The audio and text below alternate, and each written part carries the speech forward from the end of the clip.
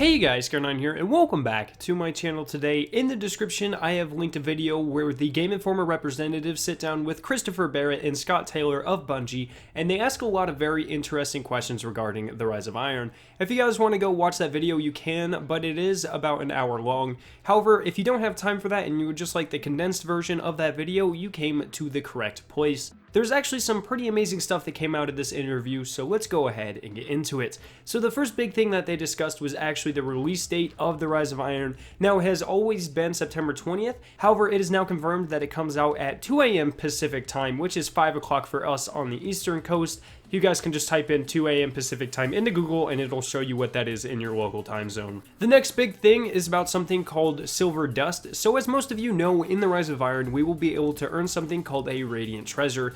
It is very similar to Sterling Treasures that are currently in Destiny. However, whenever you get something that you do not want, say a duplicate ornament out of a Radiant Treasure, you can actually dismantle it to receive an item called Silver Dust. Just as the name entails, this is just like silver. So you can bring this dust to Tess Everest to buy certain items. Such items include the regular Gallerwing Sparrow, as well as some artifacts that function as camera lenses, which I've mentioned in a couple of previous videos. In addition, you can bring the Silver Dust to Xur to buy specific ornaments that he will be selling each week. The next piece of really cool info is that we will be getting some kind of small event in the week before The Rise of Iron debuts. So if you guys think back to right before The Dark Below, the Blades of Crota started to spawn all over the Cosmodrome, and it was like a mini event that everyone freaked out over. In a similar fashion, the Wolf Patrol started the week before the House of Wolves expansion dropped. If I had to guess, the Rise of Iron event will be very similar to these things, but it will most likely involve the Devil Splicers. I'm a big fan of these events as they are an awesome way to build hype for the new expansions. The next pieces of information are actually very big. So at this point, we have assumed that all Year 2 engrams wouldn't be of any use to us within Year 3. However, in this interview, Chris Barrett confirmed that they would decode at a higher light level.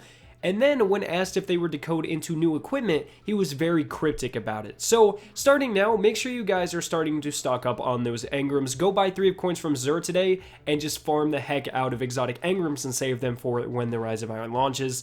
It could be very beneficial to getting your light level up quickly. They also mentioned that the Archon's Forge will actually be able to get you all the way up to maximum light level. And finally, you will be able to complete your Grimoire challenges and daily Crucible bounties within private matches. So like I said, we got a lot of huge information from this video, but what are you guys most excited for? I think my favorite bit of information definitely has to do with the Silver Dust, but I'm very interested to know what you guys think. If you guys are hyped for Rise of Iron, make sure to smash that like button. Let's try to get 50 likes on this video. That's a bit more than we usually get, but you guys are absolutely amazing, so I know you can hit that goal. If you guys are interested in my list of the 5 things to do before the Rise of Iron launches, make sure to click the annotation on screen. Finally, subscribe for more awesome Destiny content, and I'll see you guys in my next video.